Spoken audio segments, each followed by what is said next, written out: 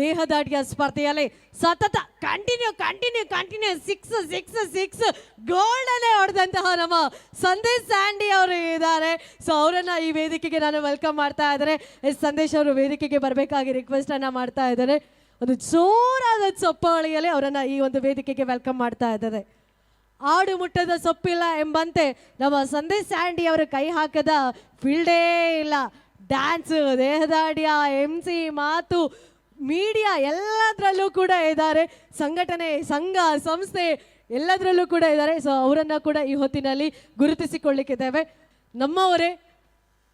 So Sandesh ಅವರ ಬಗ್ಗೆ ಹೆಚ್ಚೇನು ನಾನು ಹೇಳಬೇಕಂತ ಇಲ್ಲ. ಚಿರಪರಿಚಿತರಾಗಿರುವಂತಹ ನಗುಮುಖದ ಸರದಾರ. ಯಾವುದೇ ಒಂದು ಕೆಲಸಕ್ಕೆ ಕೈ ಹಾಕಿದ್ರು ಅಲ್ಲಿ ಸಕ್ಸಸ್ ಅನ್ನ ಕಾಣಬೇಕು ಎಂಬ ಹಂಬಲ ಅವರಲ್ಲಿ ಸದಾ ಇದ್ದೇ ಇರ್ತದೆ.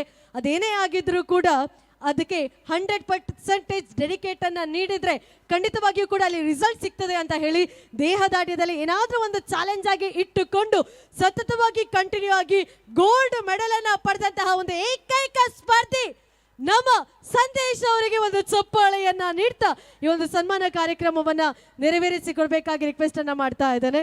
ಎಸ್ ಮಂಜಿತಣ್ಣ.